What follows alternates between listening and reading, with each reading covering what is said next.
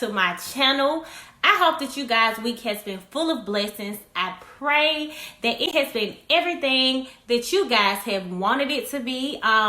If you're new to this channel, don't forget to hit that subscribe button. And I just want to say stay tuned. And I hope you guys enjoy my video today. So from the title, you guys already know that we're basically going to talk about throughout this video changing your mindset. You know, how to change your mindset.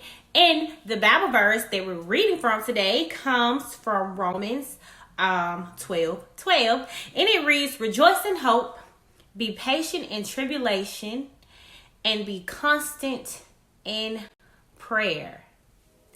And the reason that I'm going to talk about changing your mindset is because I believe it's time for us to start thinking overcoming thoughts. I believe that it's time for us to stop pushing our dreams and all of our desires, you know, to the back of our mind and just totally forgetting about them. And I do understand how you can start a project or start something new, and at the beginning you feel so enthused about it and you feel like, you know, you're on top of the world and you feel like, you know, nothing can come between you and that thing. But then all of a sudden something happens and you have to put that thing on hold. And it may cause your dreams to seem, you know, unattainable. And because of your circumstances, because of that situation being so uncomfortable, you know, it's just easier for us to give up on that thing altogether. Because at this point, we feel like, you know, well, maybe this isn't for us. Or maybe God has something else for me. You know, at that point, you begin to kind of throw a pity party for yourself. But we have to remember what the Bible verse starts off saying. The Bible verse says, it says, rejoice in hope. And basically hope is the desire or the expectation of, you know, something that you haven't even seen yet. Okay, so, you know, how do you rejoice in hope? How do you have the feeling of expectation, you know, when things in your life are unraveling, when everything in your life seems to be falling apart? Well, the first step is to take control of your thoughts. Take control of all those negative thoughts that are bombarding your mind, and you have to begin to speak to your situation what thus says the Lord. That's why I say it's so important to, you know, get into your word, so that when you are going through tough times, you know, there are things in there that can help you get through. For example, Psalms 56:3 says, "When I am afraid, I put my trust in you." Or Psalms 119:165, which says, "Great peace have those who love the law. Nothing can make them stumble." And even Jeremiah 29:11, which says, "For I know the plans I have for you, declares the Lord. Plans of welfare and not for evil. Plans to give you a future and a hope." So you see, if you set your mind on the things that God says about you rather than, you know, what your situation looks like, then you'll prevail over anything that comes your way. The next part says, be patient in tribulation. And unfortunately, that can require you to be still in a situation that is, you know, very uncomfortable. And, you know, in the natural, being a human, when you get into an uncomfortable situation, you naturally are going to be, you know, looking for a way out. But think about this. What if God is allowing you to be in that uncomfortable situation because your patience is something that you need to work on?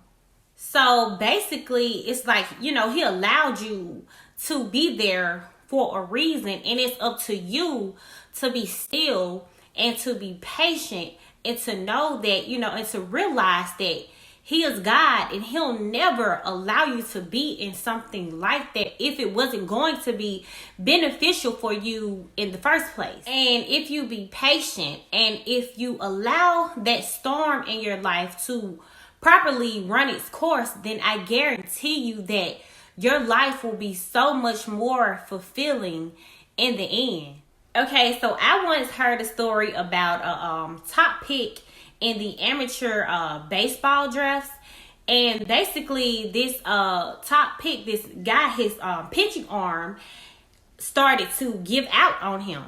And after that, he had several major operations, including one where I think the tendon in his left elbow had to be replaced with the tendon in his right ankle. And even after, that procedure, nothing seemed to work. But more than about 10 years after that, at the age of 35, he was at open tryout for Major League Baseball, and he wowed the scouts that were out there. He threw 12 consecutive 98 miles per hour pitches. And during his first time on the mound as a major league pitcher, he struck out one of his colleagues with just 4 pitches.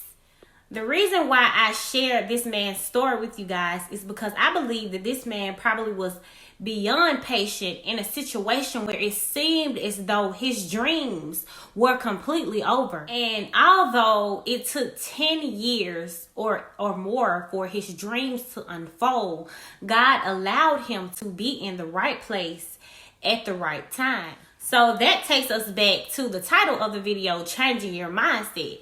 Here you have a man that had every reason to not just be defeated, but stay defeated, but he pushed through. He could have just moped through life, feeling sorry for himself, throwing a pity party for himself, wanting the world to feel sorry for him because of, what he had gone through. But he did it. He turned off those negative thoughts that, we can almost be sure was going through his mind.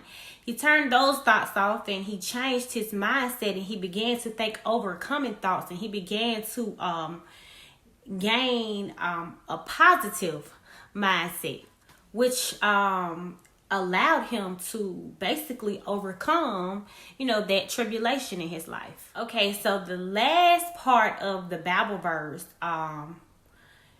to me, is probably the most important part, and it says to be constant in prayer. It's important to pray when things in your life are going good, but it's also important to pray when things in your life are going bad, especially because God can see the end of your situation from the beginning. So basically, that means He's the only one that can pull us through it.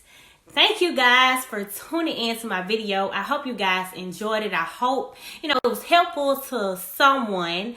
Don't forget to like, comment, and subscribe, and tune in right here next week for a brand new video.